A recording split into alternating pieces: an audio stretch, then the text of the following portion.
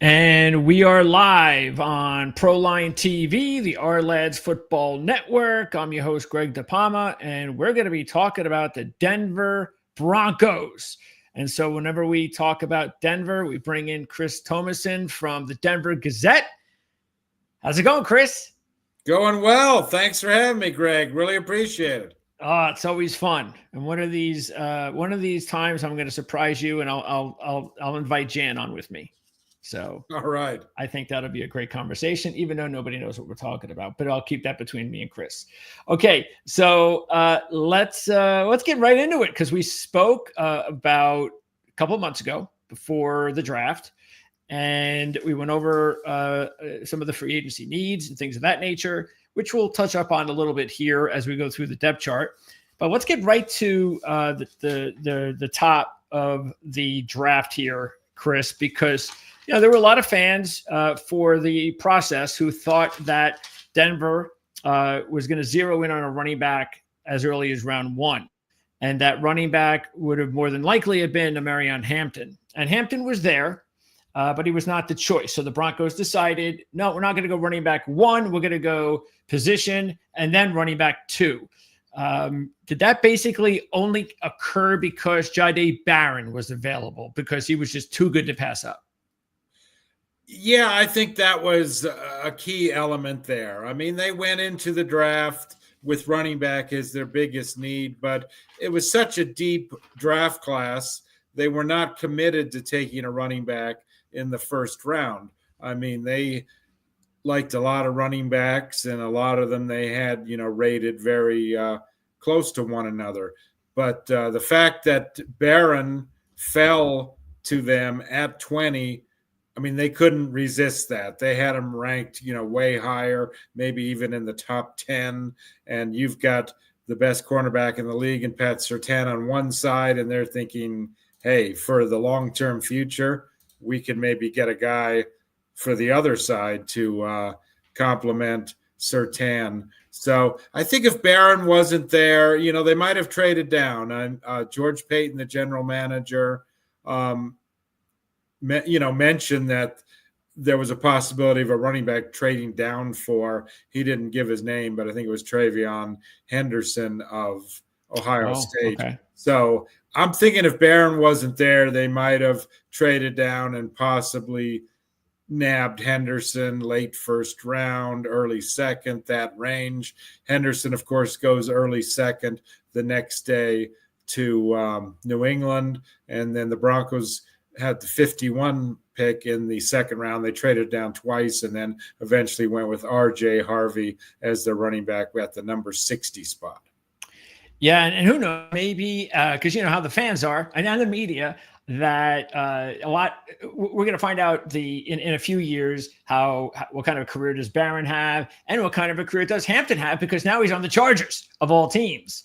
And how the media will probably jump all over that. If you say allowed a division rival to get a player at a position that many fans thought would have been with the Broncos. But again, it sounds like to me that just wasn't going to be the case, that Hampton really wasn't going to be their guy anyway.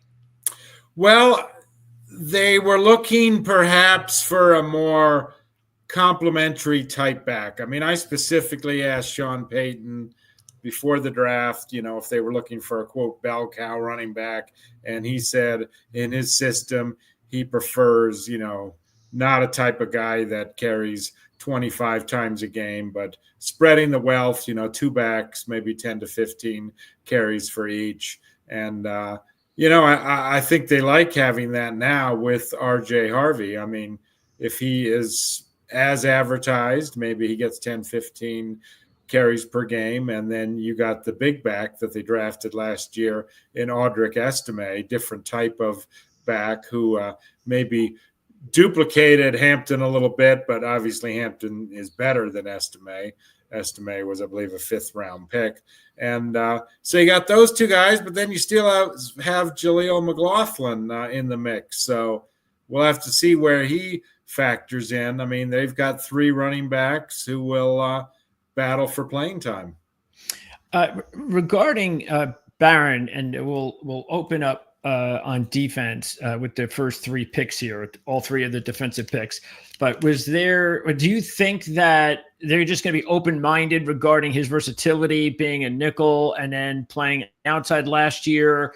They'll just play him whatever role they feel is best at the time? Or do you think that nickel is going to be primarily where they're going to zero him in on? Well, that's interesting. He's extremely versatile. He can play every position in the secondary.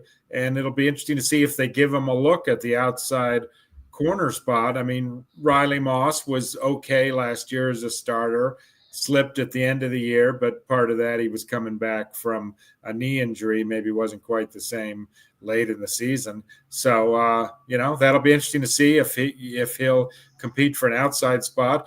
But if he's the nickel back, let's not forget that Jaquan McMillan has been a very steady nickel back for them the last 2 years. So all of a sudden, if you put Barron at nickel, I mean, what are you doing now with McMillan? So I think they're going to put Barron where they believe he can provide them with the best overall strength in the secondary. And should be good competition, which is always what you want. That means that Moss and McMillan will have to, because you got to believe maybe they're competing in a way with each other, even though it's not the same position. It's, hey, whoever could look like a starter that should be on the field more, well, that's where Barron will go the opposite way.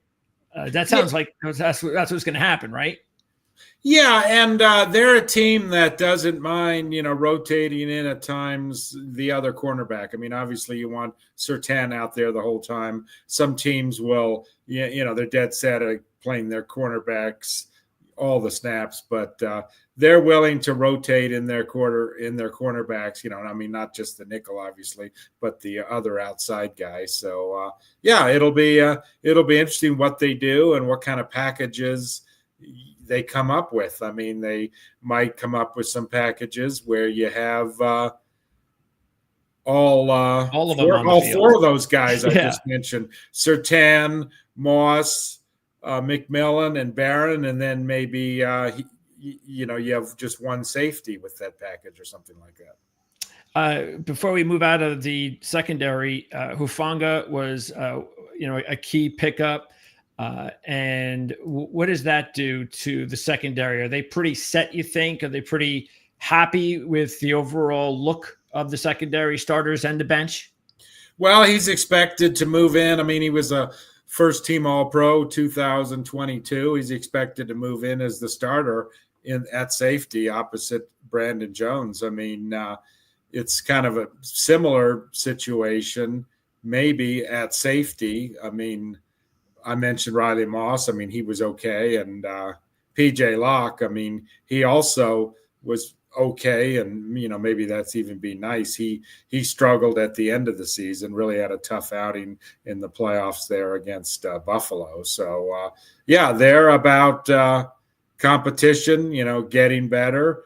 And it'd be interesting to see what happens with PJ Locke. I mean, I assume he'll be the number 3 safety. There was some speculation after they picked up Hufanga that, maybe PJ was on the hot seat. We'll have to see. He makes a pretty good salary, but it's all about competition in training camp. I mean, Locke's a competitive guy. He was the starter, and in his mind, he's probably thinking, I want to stay the starter, although obviously getting Hufanga, that's going to be very difficult for him. Yeah, definitely. And there's still 4 more draft picks that'll be fighting for playing time. Mathis, Abrams, Drain, Skinner, and Turner Yell. So we'll have a lot more on this when we talk again right around training camp in the preseason when we take a look at the Broncos for the 2025 season. Okay, so let's stay on defense. And as far as the edge is concerned, that's really where they went with their next 2 picks, a defensive lineman, and it looks like a linebacker, especially based on the size of the 2, which are completely different. Xavier Jones is like this, imposing big guy. What is he, like 6'5", 280? So he's a lot different makeup than is Q Robinson. Who really excelled on special teams at Alabama first, finally became a starter last year. So he's still a little bit raw, but he's also coming off an injury. Yeah, these are guys for the future, these are insurance type of guys. They've got a number of key defensive players with 1 year on their contract who will potentially get extensions. But let's just say, let's start with Jones. John Franklin Myers has 1 year left on his deal. He wants an extension. If that doesn't work out, I mean, Jones could be a future guy who moves in at the defensive end spot. That's where they peg him in the 3-4 defense. And then you've got Robinson, who you mentioned. I mean, let's just say Nick Bonito, who wants a lot of money in an extension. Let's say something doesn't work out there and he's not on the team the year after, in 26. Then you've got, Robinson to come in for extra depth. But in the meantime, Robinson's a very good special teams player. So he seems to be a guy that's, very well could be active as a rookie playing on special teams. But Jones seems like a guy who I wouldn't be surprised if he's got a lot of inactives as a rookie. Did you hear anything regarding when Jones was selected? Because our lads really looked at him, which is no surprise, based on size, as more of a 4-3, hand in the dirt type of edge guy.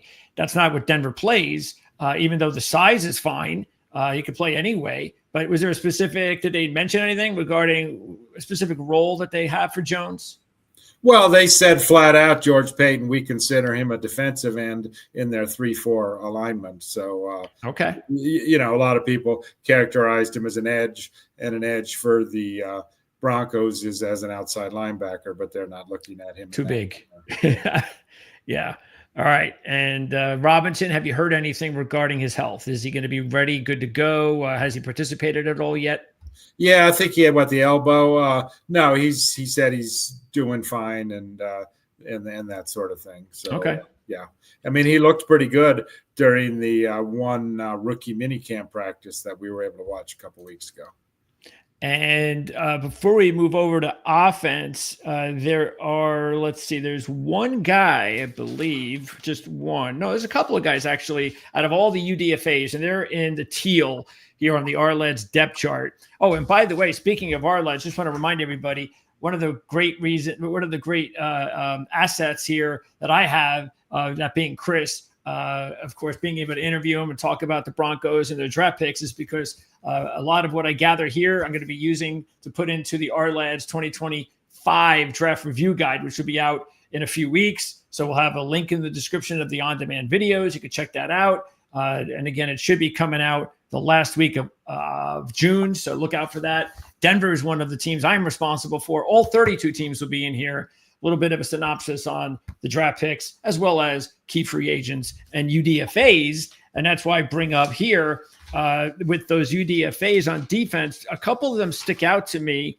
Walker, the edge from Missouri, and Reed, the linebacker from Utah. Those were a couple of guys in the draft process that I thought, who knows, maybe they're draftable kids. But Walker was the one especially that stuck out to me. Have you heard anything at all regarding any of the defensive players that they signed after the draft? Well, yeah, I concur with you fully on Walker. I had a chance to talk to him the day after he committed to them, the Sunday after the final day of the draft. And he's really excited about coming to Denver. He had 9.5 sacks this past season for Missouri. He got a nice little signing bonus. And he's a guy that they certainly want to develop. They already have a lot of depth at the outside linebacker spot, but they were certainly intrigued by him. Jamar Cain came out to Missouri's pro day in March, and he personally worked out 3 players, and 2 of them they ended up signing as undrafted free agents, that being Johnny Walker and then Christian Williams, defensive lineman. So they're coming in from Missouri. They like those guys. And then you touched upon Kareem Reed. I actually talked to him at the Combine. A lot of people thought that he was going to be a late draft pick, and he got a nice signing bonus too. And there's, quite a pipeline from Utah to the Broncos. A lot of Utah players on the Broncos. I mean, last year they had, a couple of rookies, Jonah Ellis, Devon Vele. You've got Garrett Bowles, and Last year they had Cody Barton. He's gone now. So there's a good run of – they did draft a Utah guy as well, tight end Caleb Lohner in the 7th round. So there seems to be a bit of a Utah to Broncos pipeline there. Yeah, Jonah Ellis last year. It makes a lot of sense. I mean, location-wise, that's just the way it is. You got the geography. You hear a lot more. It's a lot closer. You can go to these games a lot easier than you can go if you got to travel to the East Coast. So, yeah, and there's enough players all over the country that it does make sense if you zero in on more of the local guys. Okay, sounds good. Let's now turn our attention to what they did on offense in the draft. Let's start with Harvey, of course. We talked a little bit about him already, but the fact is, I mean, the thing with Harvey, he's got good speed, a little bit undersized for the position, and that's also probably one of the reasons he's not considered like a really good pass blocker. But there's also a lot to like about him, especially, no surprise, he's got excellent hands. And there's no way Sean Payton and the Broncos are drafting a running back if they're not capable in the receiving game. Well, that's actually the biggest concern about him is his hands. He didn't catch a lot of balls at Central Florida, but they think that he can certainly get up to speed as a pass rusher. But, they look at him, Sean Payton does, as maybe an Alvin Kamara type that he had there, Reggie Bush type. And Mr. Harvey is thinking big. He was talking at the at the rookie minicamp a couple weeks ago about watching film with Sean Payton. They're watching old Reggie Bush and Alvin Kamara highlights, and he basically told the media that his goal is to be better than those guys. So we'll see what that happens. But they were very, very pleased to get him at number 60 in the second round. Of course, I asked George Payton if you were so excited about him, why'd you trade down twice and not take him at 51? And he said, well, the teams ahead of us didn't need running backs, but of course anybody can trade up into the draft to take a running back. So, sure. They liked him a lot, but there probably were some other running backs they liked as well. If not, they would have jumped on him at 51 and not traded down twice. Yeah, actually, our lads had him rated as a potentially a 3rd or 4th round anyway. So I guess maybe that was where most of the consensus might have been, which is probably why Denver felt pretty good that he'd be there in the 2nd round, even if they had to trade down a couple of spots. And by the way, you made a great point regarding the fact that, even though that's why scouting is so important, and that's why, of course, you should always make sure to order the Our Lads Draft Guide, because it shows you that even though he doesn't get an opportunity enough because I would have looked at that just for myself. If I'm just looking at, because I did Denver, obviously, in the draft guide. And so I was actually looking for guys without the scouting information based on just stats. All right, who are good running backs that fit Sean Payton? So I was going over, I even named like 5 guys that could draft based on just stats. Harvey wasn't in there because he didn't have the big stats in the receiving game. But according to our lads, he really has excellent hands. So even though he doesn't get an opportunity a lot in college, he's got the hands. Now it's just a matter of whether or not they're going to throw to him, which they will a lot more than he got as far as college reps in the receiving game. So anyway, that's my rant. Okay, or my spiel. Let's now talk about Pat Bryant. Speaking of other players that were drafted a little earlier than expected. Now, Pat Bryant is a receiver that I actually thought was going to be a sleeper because our lads graded him in the 6th or 7th round. And I said, hey, I like this kid. I've seen a lot of Big Ten football, being a Michigan and Rutgers guy. So I really liked the kid. Thought, wow, this is going to be a good pick for someone. Little surprised to see him go in round 3. But, hey, the bottom line is, the Broncos liked him. They picked him where they wanted him. I know he doesn't have great speed. He only ran a 4.61 at the combine. But he's got excellent hands. He gives them a really good possession type receiver. What did they tell you that they liked him so much that they, were able to pick him maybe a little bit earlier than people thought?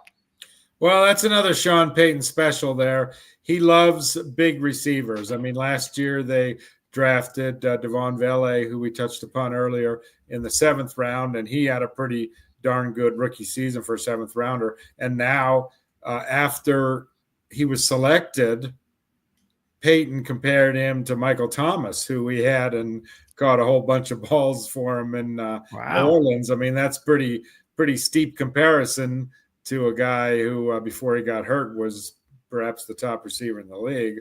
So, yeah, we'll see. I mean, another big receiver. They've got Cortland Sutton as well, big receiver, which Sean Payton likes. And, I mean, we'll see if they bring him along slowly. I mean, they got some decent receivers on the team last year.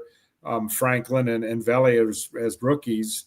Troy Franklin, looked pretty good, and Marvin Mims really started to come on. So there's a lot of competition for that number 2, number 3 type receivers behind Cortland Sutton. So it'll probably be difficult for Bryant as a rookie to be in that mix, but he should definitely be on the 53. Has Mims, and again, we'll talk more about Mims in a couple of months, but has Mims, in your mind, already turned the corner and to become that maybe this season there's a lot of expectations, not hope, but expectations that he's going to break out? Yeah, I think so. I mean, it took a long time from the standpoint that he really started off well in the 2023 season as a rookie from a receiver standpoint, and then they basically stopped throwing to him, and it became a weekly question for the rest of that season. And then Sean Payton in 3 different states last year said, we're going to throw the ball more to Mims. He said it at the owners' meeting in Florida, said it at the combine in Indianapolis. He said it in Colorado, of course, but they didn't throw to Mims for the first half of the season. And then finally they started getting him the ball. I mean, it was kind of a gradual type thing. They started kind of from scrimmage. They started lining him up at running back, and he got some touches there, but then he much more blossomed as a wide receiver late in the season. So it would seem to me that he's taken that step, and he's a strong candidate to be the number 2 receiver this year. And I could definitely use that. No question about it. Okay. So let's now talk about the last pick on offense, and that was the tight end out of Utah. So now this, one of those picks that, you see a lot of other talented players that might have been available that wound up getting signed. And we already talked about a couple of them, but I always find it interesting when players like this get drafted instead of signed. I'm not sure what the thought processes were there, but what did you find out about why they went ahead and used up a draft pick on Caleb Lohner? Well, I had reported that Indianapolis was ready to sign him as an undrafted free agent if he didn't get drafted. And I'm sure the Broncos got wind of that and then took him in the 7th round, because as well as I do, you got to battle to get your undrafted free agents. That's right. And if you're worried you're not going to get a guy, you just draft him. So, yeah, there was some surprise from that standpoint. I mean, this is a guy who played basketball for 5 years in college at BYU, Baylor, and Utah, and joined the Utah football program as a tight end last year. And it was the first time he'd played football really since he was in 8th grade. Wow. And they used him in the red zone, and he had some intriguing stats. He had 4 catches, and every single one went for a touchdown. I mean, mostly short ones. And then he caught a 2-point conversion. So he put some stuff on tape, and they really liked how he looked at the Big 12 media day. So they considered him, an ideal project to bring along. And apparently you can only have one former Utah tight end as a project on your team, because last year they had Thomas Yasmin from Australia, who was their international player on the practice squad all of that year. But then they let him go like 2 weeks after the draft. So Lohner's the only Utah project tight end still around after Mr. Yasmin was said goodbye to. So that'll be interesting to see if he, gets a roster spot or just becomes a practice squad guy. And then, of course, if there were all these teams that loved his potential, I mean, at 6'7", if you Yep. put him on the practice squad, you risk somebody Gone. including Indianapolis, which I just mentioned, Yep. snagging him away. Yeah, because it does look like there's a legitimate opportunity. I don't know if this year will be the year, but again, like you said, he might have to be kept on the roster, that he could fight for time for that number 3 spot, maybe by the end of the year or 2026. Well, they've got they're not going to keep 5 tight ends. I mean, they've got Evan Ingram and Adam Troutman, who are locks, and Nate Atkins. They love him as a blocker. He's the third guy, and they do. Okay, Lucas Kroll. They liked the way in 23 that he was ascending, and it was thought that he was going to play a bigger role last year, but it never really happened for him. So his roster spot's in jeopardy. So he's a 4th tight end, and then Caleb is number 5. And so somebody's got to go because they're not keeping 5 tight ends. I mean, possibly 4. And then, by the way, before we move out of here, because we only have one more player left, that's on special teams. We spoke of the UDFAs on defense. As far as offense, there actually were several, all on the offensive line, that caught my eye. That was Mahalski, Clay Webb, and Xavier Truss. All 3 of them, I thought, could be interesting late round players to keep an eye on. They wound up getting them all. They also signed Cox and 4 wide receivers after the draft. So have you heard anything positive in any way, shape, or form regarding any of the offensive UDFAs? Well, you touched upon Webb. They like him a lot, and Truss, they like him a lot. Both of them got good-sized signing bonuses. I actually did a story on Truss a couple weeks ago, who describes himself as a big guy from a small state. He's from Rhode Island, and not a lot of top NFL players have come from Rhode Island. But the key is they did not draft an offensive lineman, so they brought in several, as you noted, undrafted free agent offensive lineman type guys. And, I mean, Alex Pachalski, they brought in 2 years ago, undrafted, and he made the team. And then he got some starts last year at right tackle when Mike Mitchie went down, and he looks like a solid piece moving forward. So you can find these offensive linemen undrafted. Okay. And then we move to special teams, and it doesn't happen very often, but every year there's always going to be several kickers, place kickers, punters, how to get drafted. The Broncos were one of them. They get the punter from Florida, who is actually our lad's 2nd rated punter overall. So this is when you're drafted and there's no one else in your way on the depth chart, it's your job to lose. Well, they signed Matt Hawk in March, and Matt Hawk, average punter at best, but at least they had a placeholder in case things didn't work out in the draft or signing an undrafted punter. I mean, they looked at Crawshaw as the top punter in the draft. They were elated to get him, and he showed up for rookie minicamp on Thursday, signed his contract. Friday, they told Matt Hawk they don't need him anymore. They released him, and then Crawshaw became the only punter, and he looked good at the rookie minicamp. He's looked good in OTAs. So unless something weird happens, he'll be their punter in 2025. By the way, for Boney, is he locked in as the long snapper? He's most likely will have that role. They re-upped him as a free agent. They gave him about $1 million of it guaranteed for this season. He had a minor back procedure, so he hasn't been practicing this spring. So they brought in a veteran guy, Zach Triner. They actually have 2 long snappers on the roster now, but Triner doesn't have any guaranteed money. So unless there's some kind of setback with Fraboni's back, or unless Triner somehow beats him out and they want to eat the guaranteed money on Fraboni, unless those scenarios happen. But I would expect for Boney to be the long snapper. Isn't it nice in the NFL when the long snapper makes $1 million for the year? Gotta love it. Okay, and then before we leave, the special teams, I got to ask you now that Marvin Mims might be ready to be that breakout guy we talked about. Is he still going to be the primary kick returner and punt returner?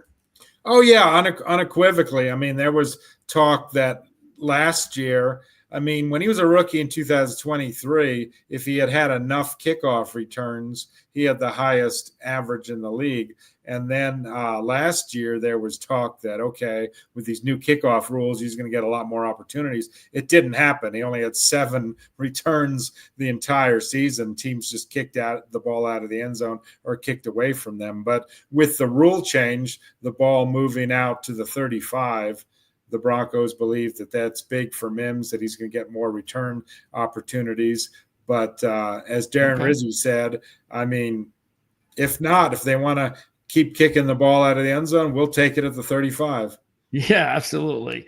Okay, so what I want to do, though, at this point in time, before I say goodbye to you, Chris, is the schedule came out not that long ago, and taking a look at the first couple of weeks look actually pretty good. If you're a Denver fan, you have a lot of hope that you can get off to a good start taking on 2 AFC South teams. The South has to be considered the weakest in all of the NFL, so that's no guarantee. You got to play the games. We get all that, but still, on paper, it looks like a good start. And then also taking a look at the overall schedule, they get a Monday night game in Week 4.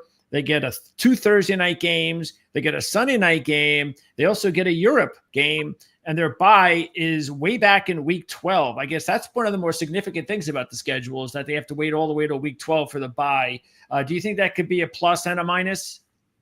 Well, last year they didn't have their bye, I don't believe, till Week 14. They had the latest possible bye in December, and a few players were kind of Brandon Jones, namely, were grumbling about it a little, but they emerged, okay from it. They won their game before the bye and won their first game back. So I think they probably like this bye, 2 more weeks earlier than they did before. You just mentioned the start of the schedule. I mean, you got Cam Ward. It's going to be his first game and on the road, hostile crowd. I mean, who knows what kind of outing he's going to have. So I think that's an excellent chance for the Broncos to start out 1-0. And then at Indianapolis, I mean, the only thing I can guarantee there is that Jonathan Taylor will not drop the football before he crosses the goal line. I bet he'll probably tuck it in 7 yards deep into the end zone. But, it's generally, I mean, the Eagles are on early in the schedule, but they get the Jets on a neutral field versus having to go to New York. Probably the main difference with the schedule, for being a third-place schedule, it's maybe a little bit tougher than your traditional third-place schedule because you got a couple of teams coming to Denver, Cincinnati and Green Bay, who are not exactly your traditional third-place division finishers. Nope. So, the schedule's a bit tougher maybe than it was last season. Okay, but then again, that's what it's all about. Once you start getting better, facing stiffer competition, I'm sure Denver will be able to handle it. Chris, what are you working on right now at this time of season? Well, I got some big features coming up. I don't want to give those away, but I've written some big features in the past week. I caught up with Marquette King, the punter in the UFL, who, still trying to get back into the NFL 7 years after he played his last game in the NFL. His last game was with the Broncos in 2018. Did a big feature on Jeremy Crawshaw, the punter, who we mentioned. So those were a couple things that I wrote in the past couple days. And Demaryius Thomas is getting into the Ring of Fame, the late receiver who passed in 2021. So talked to some ex-players about him, and a lot of people have been offering tributes with him because they're going to October 19th against the Giants. He'll be inducted into the Broncos Ring of Fame. And at the same weekend, they're having a 10-year reunion for the 2015 Super Bowl 50 champs. Very nice. Chris, I appreciate your time as always. I look forward to talking to you again in a couple of months when we get ready to start the 2025 season. And we'll have links in the description for how to hook up with Chris on social media and so forth, and how to check out those articles. So again, look out for that on the on-demand portion of this video. And again, don't forget to order the draft guide, the draft review guide from our lads, which is coming out in a few weeks. So again, Chris, thanks a lot. I can't wait to catch up with you in a few months. All right, Greg, enjoyed it. Thanks. You got it. Thank